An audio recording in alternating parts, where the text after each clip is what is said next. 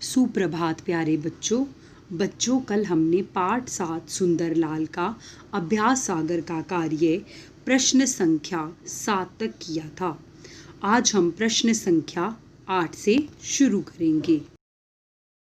प्रश्न संख्या 8, नीचे दिए गए वाक्यों को उचित शब्द द्वारा पूरा कीजिए।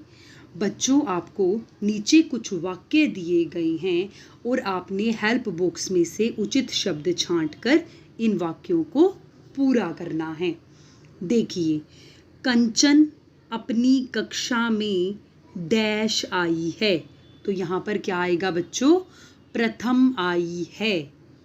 राजा विजय सिंह डैश का ध्यान रखता था। बच्चों, एक जो राजा होता है वो सबसे ज़्यादा किसका ध्यान रखता है? अपनी प्रजा का। तो यहाँ पर बच्चों क्या आएगा? प्रजा। रवि और प्रकाश डैश देखने गए, ड्रामा देखने गए। सौरभ ने कोमल को डैश दिया, क्या दिया बच्चों? उपहार। सौरभ ने कोमल को उपहार दिया। दुख में हमें धैर्य से काम लेना चाहिए। कि बच्चों, जब भी हमारे ऊपर कोई दुख आ जाए, कोई मुसीबत आ जाए, तो हमें क्या करना चाहिए? धैर्य से काम लेना चाहिए। कल हमारी कॉलोनी में गांधी जी की प्रतिमा यानी मूर्ति का अनावरण है। तो लास्ट में क्या आएगा बच्चों? प्रतिमा। प्रश्न संख्या 9, नीचे दिए गए शब्दों में र के विभिन्न रूपों और री की मात्रा का उचित प्रयोग कीजिए। बच्चों, अब हमें नीचे कुछ शब्द दिए गए हैं, हमें उनमें र के विभिन्न रूपों, जिनका मैंने कल आपको ज्ञान दिया था, और री की मात्रा का उचित प्रयोग करते हुए शब्दों को पूरा करना है। बच्चों, पहले तो मैं आपको री के बारे में बताना चाहती हूँ। कुछ लोग यही समझते हैं कि री र का ही एक रूप है या रेफ का ही एक रूप है, परंतु ऐसा नहीं है बच्चों। यह स्वर है और उ और ऊ आदि की तरह री मात्रा व्यंजनों के नीचे लगती है, जैसे गृह, कृष्ण, नृत्य आदि। री मात्रा युक्त शब्द तत्सम होते हैं बच्चों। अब देखिए, पहला शब्द हमें क्या दिया गया है? गह। इसके नीचे बच्चों री मात्रा का प्रयोग करेंगे तो क्या बन जाएगा? गृह। ख में हमें क्या दिया गया है? कम। तो सोचिए, अब यहाँ पर र के कौन से रूप का प्रयोग होगा? पदेन। और क्या बन जाएगा? क्रम। इसी प्रकार बच्चों ग में भी री मात्रा का प्रयोग करेंगे तो बन जाएगा कृषि, और घ में भी री मात्रा का प्रयोग करने से बन जाएगा नृत्य, और अंघ में र के रेफ रूप का प्रयोग करने से बन जाएगा धर्म। इसी प्रकार च में पदेन का वे रूप जिसमें हम उल्टे वी का प्रयोग करते हैं। पदेन में 2 रूप होते हैं ना बच्चों, तो उल्टे वी वाले रूप का प्रयोग करेंगे। और वैसे भी मैंने आपको कल बताया था कि जो उल्टे वी वाला रूप है वो केवल 4 व्यंजनों के साथ ही प्रयोग होता है, ट, ठ, ड, ढ। उसी प्रकार छ में दिए गए शब्द में हम र के रेफ रूप का प्रयोग करेंगे तो बन जाएगा वर्ण, और ज में भी र के रेफ रूप का प्रयोग करेंगे तो बन जाएगा विद्यार्थी, और अंतिम शब्द में री मात्रा का प्रयोग करते हुए बच्चों हम बनाएंगे संस्कृत। प्रश्न संख्या 10, नीचे दिए गए शब्दों के र वर्ण में उ अथवा ऊ की मात्रा लगाकर शब्दों को दोबारा लिखिए। प्यारे बच्चों, हमें नीचे कुछ शब्द दिए गए हैं और हमने उन शब्दों में ऊ या ऊ जोड़कर शब्दों को दोबारा लिखना है। देखो आपको नीचे बताया भी गया है कि यदि हम स्वर रहित र में ऊ जोड़ेंगे तो बनेगा रू, और यदि हम स्वर रहित र में ऊ जोड़ेंगे तो बनेगा रू। तो बच्चों आपको उच्चारण से भी पता चल जाएगा, जहाँ छोटी ध्वनि आती है वहाँ ऊ लगता है, जहाँ बड़ी ध्वनि आती है वहाँ ऊ लगता है। देखो रुचि, रुचि आवाज़ कम आ रही है तो हम यहाँ पर क्या लगाएंगे, ऊ, तो ऊ जोड़ेंगे तो क्या बन जाएगा, रुचि। उसी प्रकार गुरु, देखो बोलने से ही पता चल रहा है कि र में क्या जुड़ेगा, ऊ, तो क्या बन जाएगा, गुरु। जरर, अब जरर में बीच वाले र में क्या जुड़ेगा, ऊ, तो क्या बन जाएगा, जरूर। करुणा, देखो बेटा हमें उच्चारण करने से ही पता चल जाता है कि र में ऊ जुड़ेगा या ऊ जुड़ेगा। तो र में क्या जुड़ेगा, इसमें ऊ, तो क्या बन जाएगा, रू, तो क्या शब्द बनेगा, करुणा। इसी प्रकार बच्चों अंघ में र में ऊ जुड़ेगा तो रुमाल बन जाएगा, च में र में ऊ जुड़ेगा तो अरुण बन जाएगा। इसी प्रकार छ में र में ऊ जुड़ेगा तो रुपया बन जाएगा, और ज में ऊ जुड़ेगा तो रूप बन जाएगा। ठीक है बच्चों। प्रश्न संख्या 11, श्र और त्र से बनने वाले 3 शब्द लिखिए। बेटा ये दोनों ही संयुक्त व्यंजन हैं, श्र और त्र से हमें बनने वाले 3 शब्द लिखने हैं।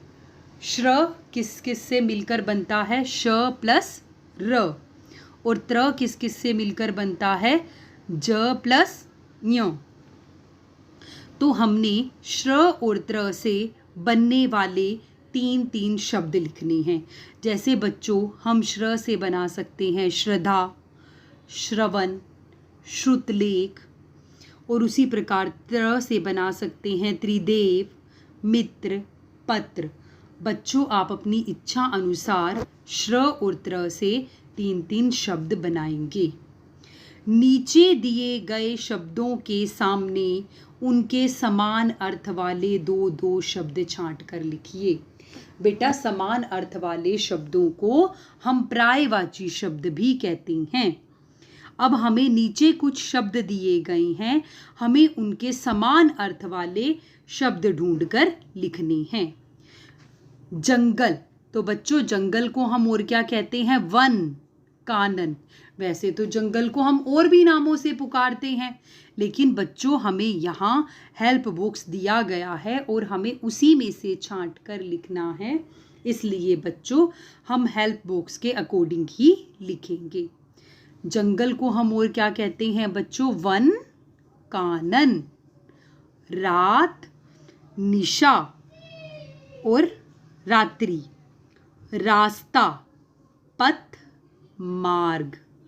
चंद्रमा को हम और क्या कहते हैं बच्चों, चांद और शशि। वर्षा को क्या बोलते हैं, बारिश और वृष्टि। प्रश्न संख्या 13, नीचे दिए गए शब्दों के सामने उनका लिंग लिखिए। बच्चों अब आपको नीचे कुछ शब्द दिए गए हैं और आपको बताना है कि वे शब्द स्त्रीलिंग है या पुल्लिंग है। तो मैं आपको बताती हूँ कि आप कैसे पता लगा सकती हैं। देखिए बच्चों, जिस शब्द का लिंग ज्ञात करना हो उस शब्द को कर्ता के रूप में प्रयोग करके कोई भी क्रिया उसके अनुकूल किसी भी काल की उसमें लगा दो। कहने का मतलब यह है कि बच्चों आप एक वाक्य बनाइए और जिस शब्द का आप लिंग जानना चाहते हैं उसे कर्ता के रूप में प्रयोग कीजिए। कर्ता यानी काम करने वाला। जैसे आपको पुस्तक शब्द का ही लिंग पता करना है तो आप वाक्य पुस्तक को कर्ता के रूप में प्रयोग कीजिए। जैसे पुस्तक फट गई, पुस्तक रख ली। तो आपको वाक्य बनाने से पता चल जाएगा कि वह शब्द स्त्रीलिंग है या पुल्लिंग है। लेकिन बच्चों, आप जब भी वाक्य बनाएंगे उस शब्द को कर्ता के रूप में प्रयोग करके बनाएंगे, तभी आपको पता चलेगा कि वह शब्द पुल्लिंग है या स्त्रीलिंग। अब आपको शब्द दिया गया है पत्ता। एक रूल तो ये होता है बच्चों कि जिन शब्दों के अंत में आ जाए वे सभी शब्द पुल्लिंग होते हैं। लेकिन आप वाक्य बनाकर भी देख सकते हैं, लेकिन जिस शब्द का आप लिंग जानना चाहते हैं उसे कर्ता के रूप में प्रयोग करके, जैसे हम वाक्य बनाएंगे पत्ता गिर गया।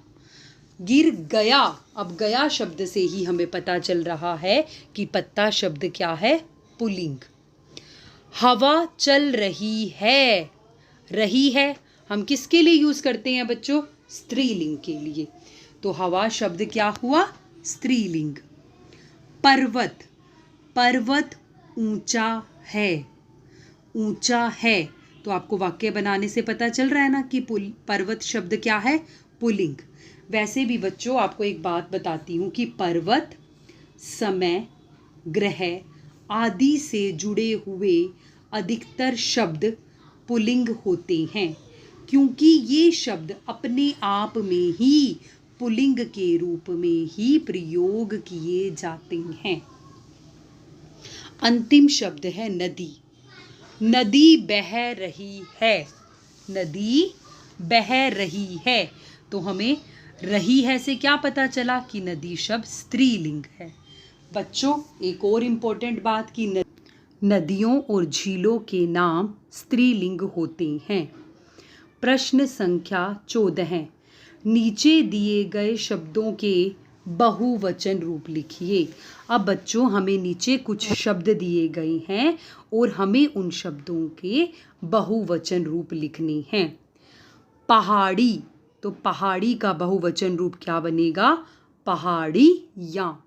बच्चों, जिस भी शब्द के अंत में बड़ी ई की मात्रा हो बहुवचन में वह छोटी ई में बदल जाती है।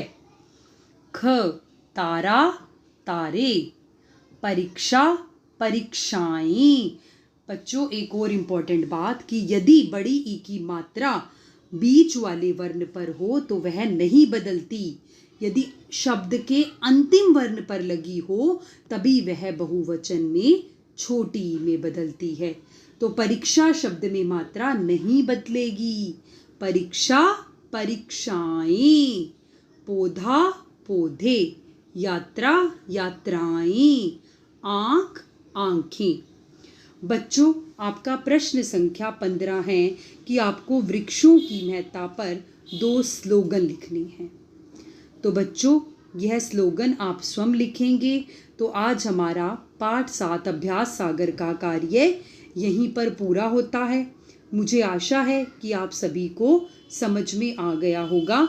आज आप सभी बच्चे गृह कार्य के रूप में प्रश्न संख्या 8 से लेकर 15 तक अभ्यास सागर की पुस्तिका में करेंगे।